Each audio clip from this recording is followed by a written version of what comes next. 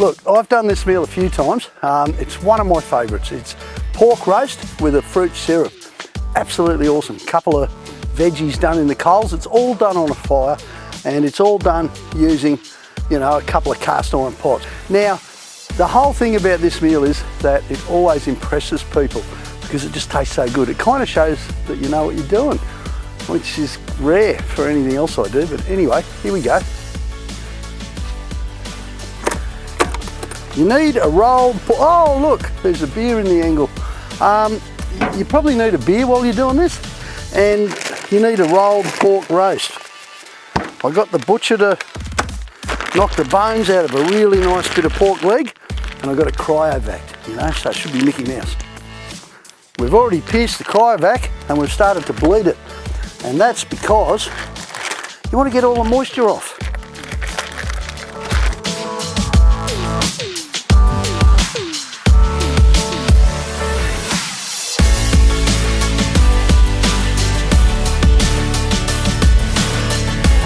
Extra virgin olive oil, doesn't matter, whatever you got, a fair bit. Get it into the pot, get it all nicely oiled up.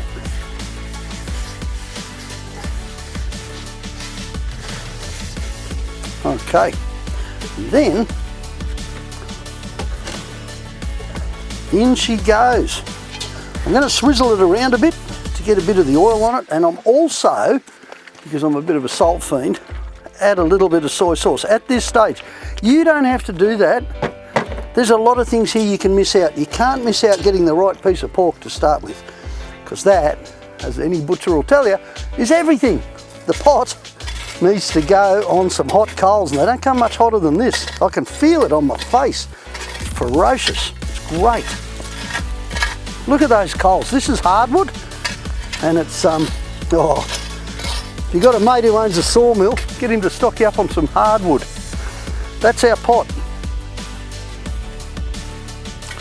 You need a good pot for this, any sort of iron pot cooking. What you're looking for is like this Pioneer from BCF. It's got a lip around it, a good lip that's just the right size. It fits, it's 9 quarts, and most of all it's got a good wire handle that's a permanent fixture with a bit of spring in the middle. Let's go. And there you go, onto that pad that we prepared earlier.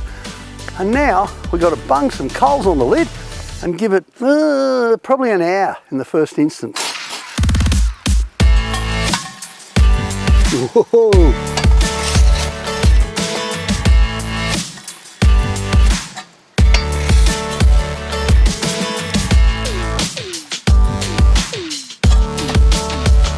Just remember, you know, we need a lot of coals for this, so keep your fire going and keep pushing the coals back in.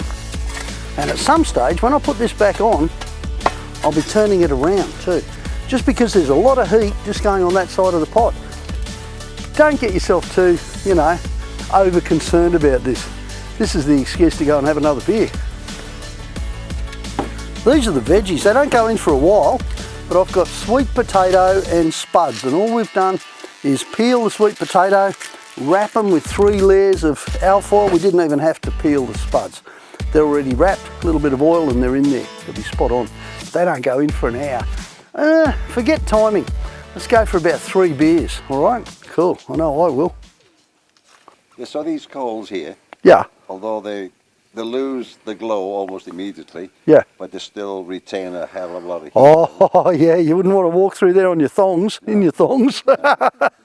Yeah, no, they're like heat beads, coals. You know, they come out of the fire red, but until they go white, they've got heaps of heat in them. They're at their hottest when they're actually grey. Yeah.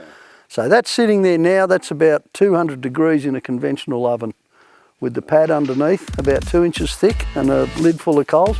So your cooking times are all dictated by that. It's about 3 beers. Time to have a look. Okay. Let's go.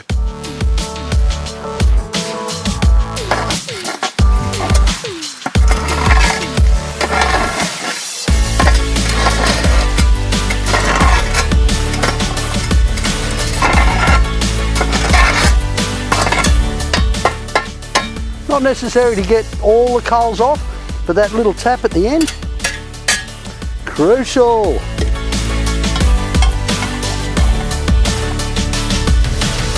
Oh, look at that.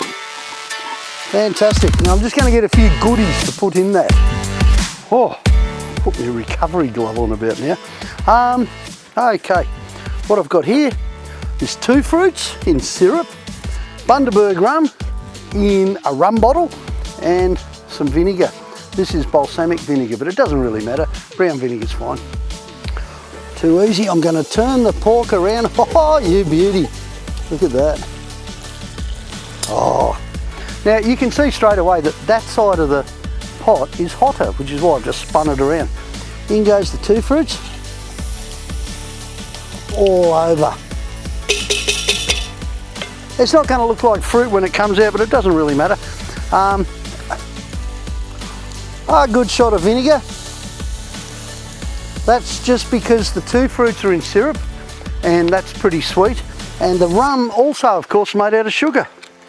Right here in Australia, best rum in the world. Sorry about this, Graham. There we go, not too much, see, because father-in-law will kill me.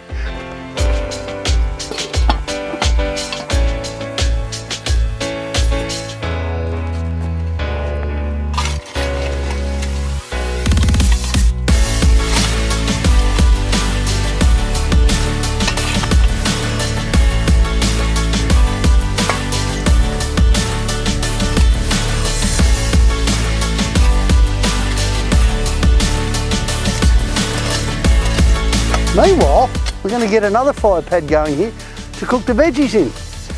And we'll build that fire up again in a minute. Too easy.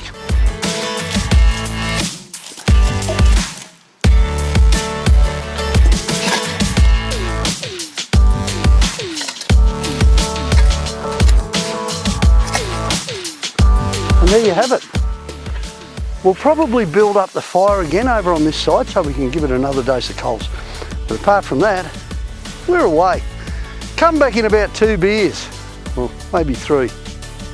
As well as having a couple of beers to time the roast, we chopped up some carrots, put them in some water, there you go, and they're in my favourite little pot. Now, this little cast iron pot, you know, with the lid inverted and the handle screwed off, fits inside the big one, inside the big 9 quart.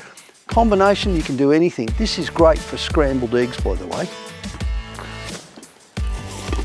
That doesn't need any coals on the lid. It will need to be turned occasionally because all the heat's going to come in on one side. But the beautiful thing about cast iron cookware is how it retains heat and spreads heat. So be aware that one side will be hotter than the other, but you know, let it do its job. I'm talking about that. How long do carrots take? 2 beers? Yes. A lot of people get hung up with campfire cooking. With this simple little process of getting the coals off the top of the lid. Look, it's really easy. Just use the shovel, but use 2 hands. Once you've got most of the coals off, the most important part is just to give the lid a tap on both sides. Just like that. Show a bit of control. And then grab hold of your pod lifter. There it is. Something like this will do the job really easy. Oh, how good's that look? Wow.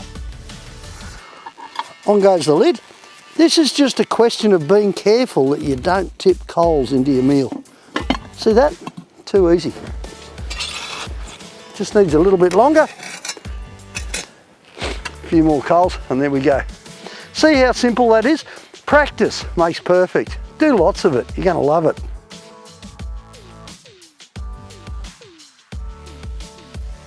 A really easy thing to do with carrots.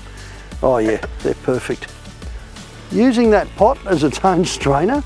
See that? Easy. Just lift that out. Whack in. A little bit of butter.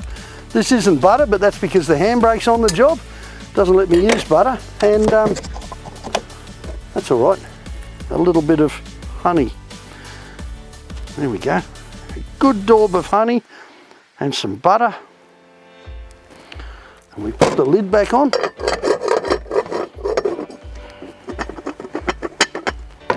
Give it a shake. And we'll just sit that down there until we're ready for it. Let's go get the pork. Yes!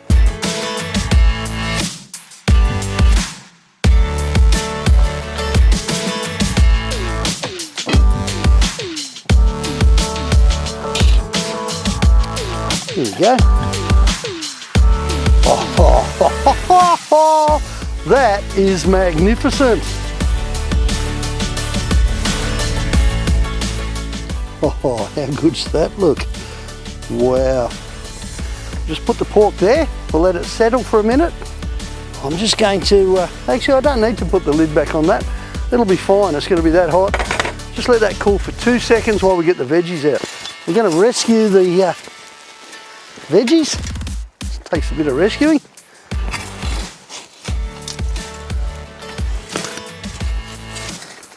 There we go. Perfect.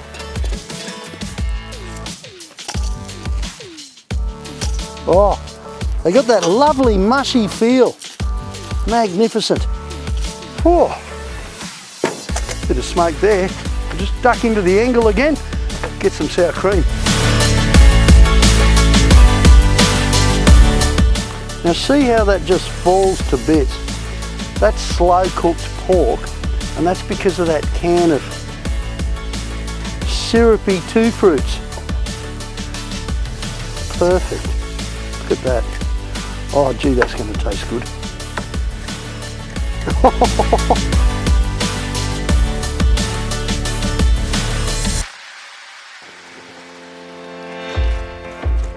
Well, there you go. Took a couple of hours, took a few beers, but it was so easy, and it's an absolutely perfect meal for the family.